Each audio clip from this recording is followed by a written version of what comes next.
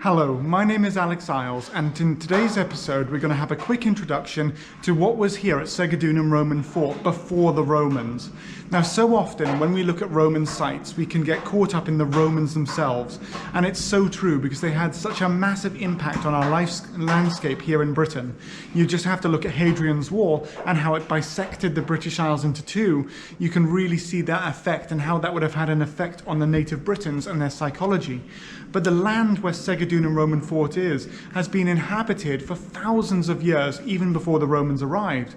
So right here at the fort, you can see in front of me finds that were discovered during excavations, and they discovered Mesolithic, so that's the Middle Stone Age, flints. So there were hunter-gatherers moving through this valley around about 7,000 to 8,000 years ago, right up here in the northeast of England. Moving into history though, we see the Iron Age much more clearly. And in the Iron Age, we can see that the native Britons were using this site. So we've got things like a bridle for a horse, we've got a handle for a beer mug, and also cups as well, and pottery. So these would have been the day-to-day lives of the native Britons. Right here, what they discovered as well at Segedunum is just directly underneath the site where the fort is, they discovered a number of small round houses, a couple of locations where animals would have been kept, and field layouts as well.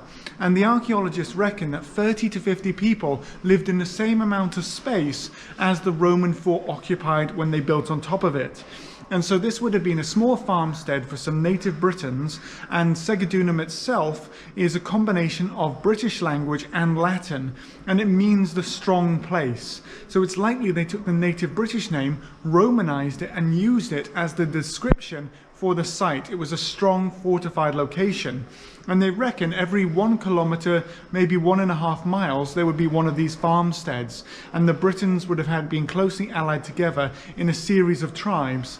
And roughly from where Newcastle upon Tyne is today, right the way up to Alnwick, this area here may have been occupied by a single British tribe who would have been part of a larger confederation of tribes, either called the Vortodini, which lived in the north of Britain from Newcastle right up into where Edinburgh is today, or under the influence of another tribe further to the south called the Brigantes, which is roughly what we today would call County Durham, Yorkshire, and parts of the northwest of England as well.